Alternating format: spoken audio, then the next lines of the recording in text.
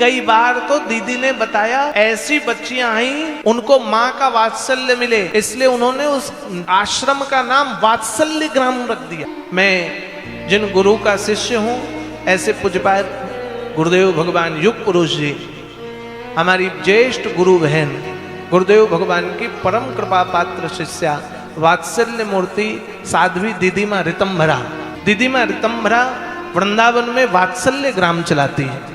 और हम लोगों ने देखा उनके विचार, उनका संकल्प, आप जानते हैं उनके वात्सल्य ग्राम में पालना पड़ा हुआ है। लोग ऐसे असहाय बच्चियों को जो फेंक जाते हैं, कहीं ना कहीं से उठाकर उनके पालने पर डल जाता है। वो छोटी छोटी बच्चियां, कई बार तो दीदी ने बताया ऐसी बच्चियां आई जिनको किसी ने जन्म देकर के पन्नी में नमक के पोटले पर बांधकर फेंक दिया। बच्ची आई तो बच्ची का देह गला मिला।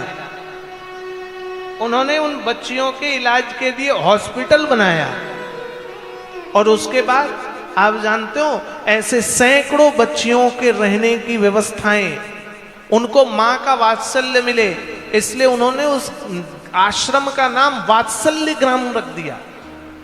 एक परिवार निर्धारित किया, फ्लैट बनाए, विधवा औरतें जिनका शोषण हुआ ऐसे लोगों को उन्होंने अपना बहन बनाया। जो वृद्ध माताएं जिनको लोगों ने धक्के मारकर निकाल दिया, उनको दादी बना दिया। और एक परिवार की संरचना वात्सल्य ग्राम पर पूज्या दीदी माँ ने कर दिया। एक बूढ़ी दादी, एक विधवा स्त्री को माँ, उसकी एक बहन मौसी, उनकी 4 बेटियां जो पालने पर आई और उनका एक भाई। ऐसे करके वात्सल्य ग्राम में एक एक परिवार की कल्पना करके दीदी माँ ने ऐसे सैकड़ों परिवार बना दिए, सैकड़ों परिवार। आप जानते हो उन बच्चों को ऐसा लगता ही नहीं है कि ये मेरी माँ नहीं है।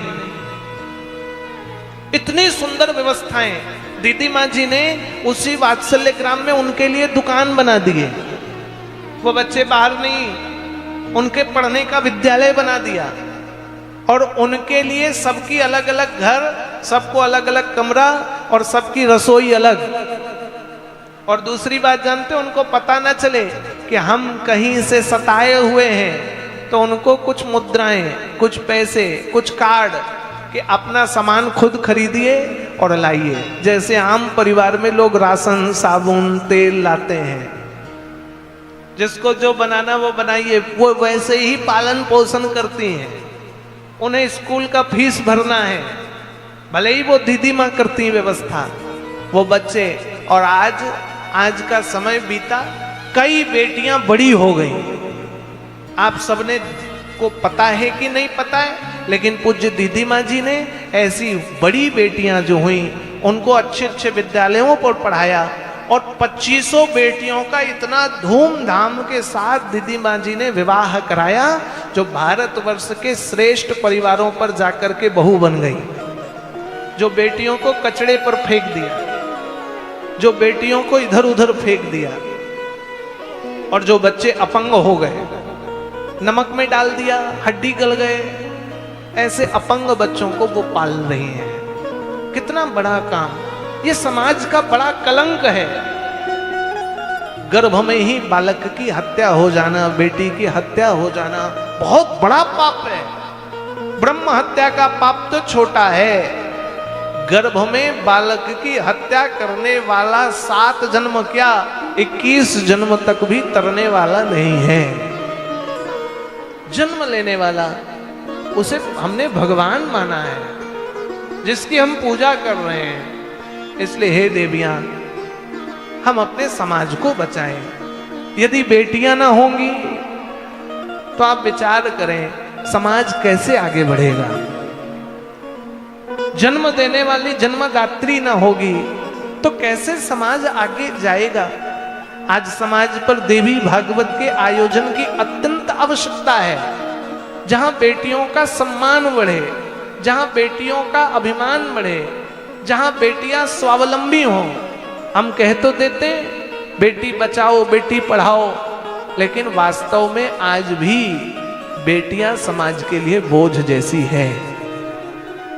इसलिए आप सबसे मेरा निवेदन है, एक संकल्प लें कि हम अपने शादी विवाह के खर्चे को भी कम कर लें। शादी विवाह के फिजूल खर्च को कम करें, दिखावा छोड़ें। उसने इतने फटाके फोड़े, हम इतने फोड़ेंगे। उसने इतने बड़े होटल में शादी किया, हम इतने बड़े पर करेंगे। और यदि यह चीज नहीं सुधारा ना आपने, तो ध्यान रखना, आप नहीं, आपके ही कुल में जन्म लेने वाली बेटियां आपके लिए बोझ होने वाली हैं।